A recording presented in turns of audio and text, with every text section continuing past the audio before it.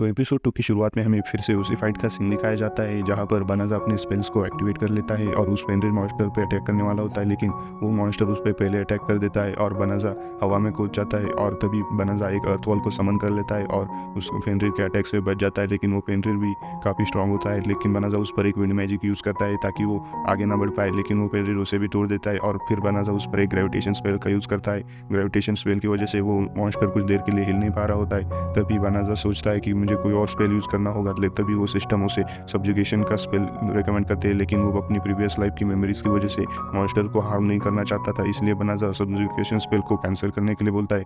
तभी वो मॉन्स्टर भी अपनी स्पेल्स का यूज़ करके उस ग्रेविटेशन स्पेल को डिस्पेल करने की कोशिश कर रहा होता है, लेकिन बनाज़ा के पास कोई स्पेल नहीं होता, इसलिए बनाज़ा उस सब्जुगेशन स्पेल को यूज़ नहीं करना चाह रहा था। लेकिन तभी सिस्टम उसे वार्निंग देता है कि वो मॉन्स्टर कुछ स्पेल्स को कास्ट कर रहा है, लेकिन वो कैंसिल किए जा रहे होते हैं सिस्टम की वजह से।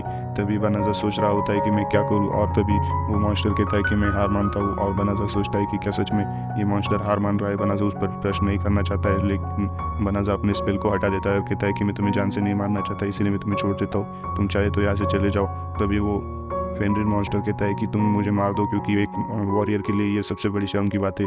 तभी वो अपना फॉर्म चेंज करता है और वापस से एक लड़की में बदल जाता है, लेकिन उसके कपड़े पड़ चुके थे, इसलिए वो बनाज़ा अपना जैकेट निकाल कर उसे दे देता है और कहता है कि अगर तुम फिर से किसी ह्यूमन को नहीं मारने का प्रॉमिस करते हो तो मैं तुम्हें जाने दूंगा। तभी वो मैजिक के ज़्यादा यूज़ की वजह से वो लड़की वहीं पर कोलैप्स हो जाती है और बनाज़ा देखता है कि लगता है वो काफ़ी थक चुकी है अपने मैजिक की यूज़ की वजह से, और उसे बनाज़ा वहाँ पर बैठ कर स्माइल करता है। तभी हमें सीन चेंज हुआ दिखाया जाता है जहाँ पर शाम हो चुकी होती है। बनाज़ा अपने स्पेल्स को चेक कर रहा होता है और याद करता है कि टेलीपोर्टेशन स्पेल लोगों के लिए काफ़ी बड़ा स्पेल है, इसलिए मुझे उनके लोगों के सामने इस स्पेल को यूज़ नहीं करना पड़ेगा। अब हमें उसी फेनरिर मॉन्स्टर को दिखाया जाता है जहाँ पर वो एक लड़की में बदल चुकी है। वो टेंट से बाहर जाकर बनाज़ा को देखती है और सोचती है कि ये ह्यूमन इतना स्ट्रॉन्ग कैसे है, और फिर भी इतना स्ट्रॉन्ग होने के बाद भी इसमें कोई कनिंगनेस नहीं है। तभी वो वहाँ पर रखे कपड़े को देख कर पहन लेती है और बाहर जाकर बनाज़ा से कुछ क्वेश्चन करने लगती है। तभी बनाज़ा को वो कहती है कि मैं आपको सबमिट कर चुकी हूँ मास्टर, आप मेरे मास्टर बन जाइए और मैं आपके कर्ज में हमेशा रहूँगी। तभी बनाज़ा कहता है कि मैं किसी को स्लेव बनाना नहीं चाहता और मैं किसी का मास्टर भी नहीं बनना चाहता, इसीलिए तुम अपने अपने रास्ते जा सकती हो। लेकिन वो कहती है कि प्लीज़ मास्टर, आप जैसे चाहे मुझे वैसे ट्रीट कीजिए, लेकिन मुझे मत छोड़िए और मुझे अपना स्लेव बना कर रखिए। लेकिन बनाज़ा रिफ्यूज़ करता है और कहता है कि मैं ऐसा कभी नहीं करूँगा। वो लड़की अपने आप को ख़त्म करने की बात करने लगती है। तभी बनाज़ा उसे रोकता है और कहता है कि नहीं, ऐसा मत करो, प्लीज़ मेरे लिए ऐसा मत करो। तभी वो लड़की खुश हो जाती है और कहती है कि बनाज़ा को फंसाना कितना आसान है। तभी बनाज़ा कहता है कि मैं अदर वर्ल्ड से आया हूँ, और वो अपनी सारी सच्चाई बताने लगता है जहाँ पर उसे एज ए हीरो कैंडिडेट समन किया था, लेकिन उसके पास कोई पावर नहीं थी, इसलिए उसे वापस जंगल में मरने के लिए छोड़ दिया। तभी वो अपना शेप शिफ्ट करके अपने असली रूप को फिर उसे दिखाता है और तभी वो कहती है कि मास्टर ये क्या आपका असली रूप है। तभी वो बताता है कि हाँ, ये मेरा असली रूप है और इसीलिए मैं शेप शिफ्ट करके रहता हूँ, क्योंकि टाउन में मुझे एंट्री फॉरबिडन है। अगर तुम मेरे साथ रहोगी तो मैं तुम्हें भी ज़्यादा सफ़र ही कराऊंगा, तुम मेरे साथ रहोगी तो ज़्यादा प्रॉब्लम्स होगी, इसलिए तुम चले जाओ। लेकिन वो कहती है कि मुझे कोई फ़र्क नहीं पड़ता मास्टर, मैंने अपनी लाइफ आपको स्वेयर की है, इसलिए मैं आपकी संडे में हूँ और मैं आप ही के साथ रहूँगी। लेकिन बनाज़ा इससे रिफ्यूज़ करता है, क्योंकि वो अगर उसके साथ रहेगी तो वो उसे भी ज़्यादा प्रॉब्लम में डाल देगा। अब हमें वापस से कैसल का सीन दिखाया जाता है जहाँ पर कैसल में उस हीरो के साथ किंग बात कर रहे होते हैं। तभी हीरो को वो किंग पूछते हैं कि बताओ मुझे बैटल में आखिर क्या हुआ। तभी हीरो बताना स्टार्ट करता है, कहता है कि मॉन्स्टर को देखकर ही आपके सारे सोल्जर्स डरने लग गए और वो सारी गलतियाँ करने लग गए, और इतने कमज़ोर सोल्जर्स के साथ मैं कैसे लड़ सकता था, इसलिए हम वहाँ पर बैटल हार गए और मैं वापस आ गया। तभी वो कहता है कि अगली बार से मेरे साथ कोई स्ट्रॉन्ग सोल्जर भेजना। तभी किंग अपने पास खड़े हुए सोल्जर से पूछता है कि बताओ इसने बैटल फील्ड में कैसा परफॉर्म किया। तभी वो कहते हैं कि वो सबके पीछे खड़ा हो रहा था और वो अपनी गलतियों के लिए अदर सोल्जर्स को जिम्मेदार ठहरा रहा था। तभी किंग अपने सिर पे हाथ पकड़ के बैठ जाता है और हमें उसे बाहर जाते हुए सीन दिखाया जाता है जहाँ पर वो जाते हुए कहता है कि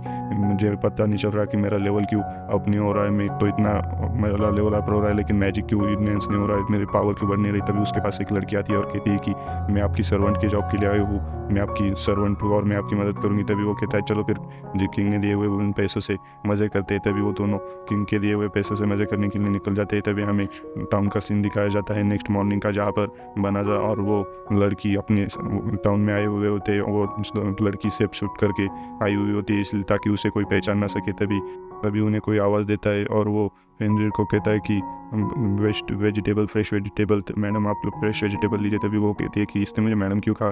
तभी वो बनस आता है और कहता है लगता है ये हमें कपल की तरह ट्रीट कर रहे हैं, लेकिन अगर हम कपल की तरह एक्टिंग करेंगे तो हम हमारे ऊपर ज़्यादा सस्पिशियस नहीं आएगा, लेकिन अगर तुम इससे ठीक हो तो मैं एक्टिंग करने के लिए तैयार हूँ। तभी वो कहती है कि मेरा तो ये ऑनर है कि आपके जैसे स्ट्रॉन्ग मेरा हस्बैंड बनेगा। वो कहता है कि ये तो बस एक्टिंग है। तभी वो एडवेंचरस के गिल्ड में आते हैं और देखते हैं कि वहाँ पर बहुत सारे एडवेंचरस होते हैं। तभी हमें दिखाया जाता है कि एडवेंचरस कुछ गिल्ड और मर्चेंट्स को भी दिखाया जाता है। तभी वहाँ पर कोई बहुत सारे चीज़ें सेल हो रही होती है और बनाजा उस फेनरिस को वहाँ पर ले जाता है और उसे कहता है कि ये अब हम दोनों एडवेंचरर बन जाएंगे। तभी वो बताती है कि हमारे क्लैन में एक ट्रेडिशन है जहाँ पर एक हड्डी को दो फेनरिल मिलकर खाए तो उनकी मैरिज कंप्लीट हो जाती है। ये मुझे बिल्कुल भी वैसा ही लग रहा है, लेकिन वो बनाजा कहता है कि ये बिल्कुल भी वैसा नहीं है।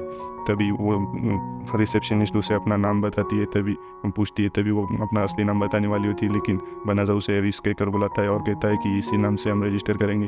तभी रीस बनाजा से माफ़ी मांग रही होती है कि आपने मुझे बताया था कि मुझे अपना रियल नेम नहीं बताना, लेकिन मैं फिर भी बता रहने वाली थी। तभी वहाँ पर एक अर्जेंट रिक्वेस्ट आती है जहाँ पर एक मॉन्स्टर्स का ग्रुप अपियर होता है जो कि साइकोवेयर्स के नाम से जाना जाता है। तभी एडवेंचरस बात कर रहे होते हैं कि ये तो वही ग्रुप है जिसने हीरो को भी हरा दिया था। रिसेप्शनिस्ट बताती है कि इस रिक्वेस्ट पर 10 गुना रिवॉर्ड है, इसीलिए तभी बनाजा कहता है कि लगता है मॉन्स्टर काफ़ी स्ट्रॉन्ग है क्योंकि हीरो भी उसे नहीं हरा पाया। मुझे नहीं लगता कि मैं भी उसके सामने टिक पाऊंगा।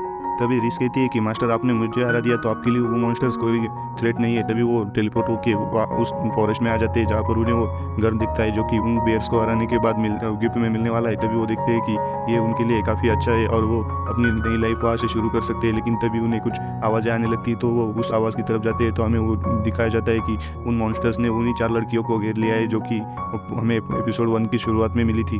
बनाजा देखता है कि उन लड़कियों में से एक लड़की जिसका नाम ब्लॉसम होता है वो इंजर्ड होती है। तभी वो नीचे गिर जाती है और वो साइको बेयर उस पर अटैक करने लग जाता है और वो लड़की उस बेयर को देखकर काफ़ी डरने लगती है और कहती है अब तो मैं नहीं बचने वाली, लगता है मैं यहीं पर ख़त्म हो जाऊंगी। तभी उस बेयर पर लाइटनिंग बोल्ट का अटैक होता है और हमें पता चलता है कि ये लाइटनिंग बोल्ट बनाजा ने ही किया है। वो लड़कियाँ सब शॉक हो जाती है और कहती है कि ये कौन है जो इतनी पावर के साथ उन पर अटैक कर रहा है। तभी रिस वहाँ पर आ जाती है और एक बेयर के ऊपर लात मारकर उसे ढेर कर देती है और इसकी पावर की वजह से वो सारी लड़कियाँ चौंक जाती है और मॉन्स्टर के हारने पर वो सभी खुश हो जाते हैं। लेकिन तभी रिस कहती है कि मेरे हस्बैंड काफ़ी काइंड है। तभी बनाजा कहता है कि तुम्हें ऐसी बातें सबके सामने नहीं करनी चाहिए। तभी वो लड़कियाँ कहती है कि तुमने मुझे हमें फिर से बचा लिया, हम तुम्हारा शुक्रिया अदा कर सके। वो लड़कियाँ बनाजा से माफ़ी मांगती है क्योंकि वो पिछली बार बनाजा की कोई मदद नहीं कर पाई थी। तभी बनाजा रिस को इंट्रोड्यूस करता है एज अ ट्रैवलिंग कंपेनियन, यानी कि ट्रैवल में मिलने वाले दोस्त की तरह। लेकिन तभी बनाजा रिस को आवाज़ देता है कि पीछे देखो। रिस बात से गुस्सा होती है कि बनाजा ने उससे एक अपनी वाइफ की तरह इंट्रोड्यूस नहीं किया। तभी वो पीछे मुड़कर गुस्से में देखती है तो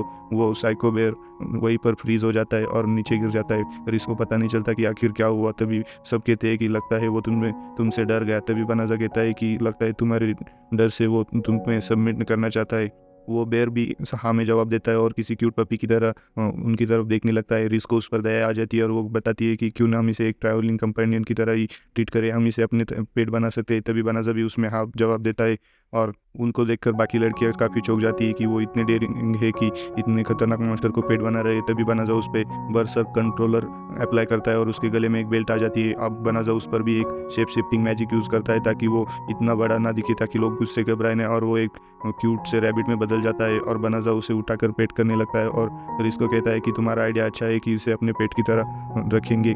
बाकी लड़कियाँ कहती कि उन्होंने अकेले ही सारे मॉन्स्टर को हरा दिया और एक को वो अपने पेट की तरह रख रहे हैं, सच में वो काफ़ी स्ट्रांग है। तभी वो फिलियो से जाकर कहती है कि सर फिलियो मुझे आपसे कोई बात करनी है। तभी वो घर में जाकर अपने आप एक दूसरे को इंट्रोड्यूस करते हैं और तभी वो अपने अपने नाम बताते हैं। ग्रीन वाली कहती है कि मेरा नाम बेलेरी है और जो रेड कलर वाली है उसका नाम ब्लॉसम और पर्पल वाले का नाम बेलेनो है।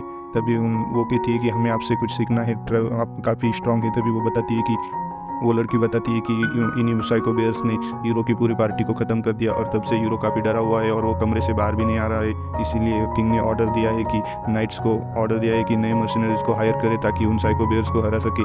तभी वो लड़की बनाजा यानी फिलियो से मदद मांगती है ताकि वो उन्हें ट्रेन करे। तभी रिस काफ़ी गुस्सा हो जाती है क्योंकि उनसे पता होता है कि इन्हीं लोगों ने किंगडम से बाहर निकाला था फिलियो को। तभी फिलियो कहता है कि मैंने इसे ट्रैवलिंग कंपेनियन कहा था इसलिए माफ़ करना, क्योंकि ये मेरी एक वाइफ है और मैं अपनी वाइफ के साथ नॉर्मल लाइफ जीना चाहता हूँ। तभी वो लड़कियाँ कहती है वाइफ क्या आप लोग मैरिड है?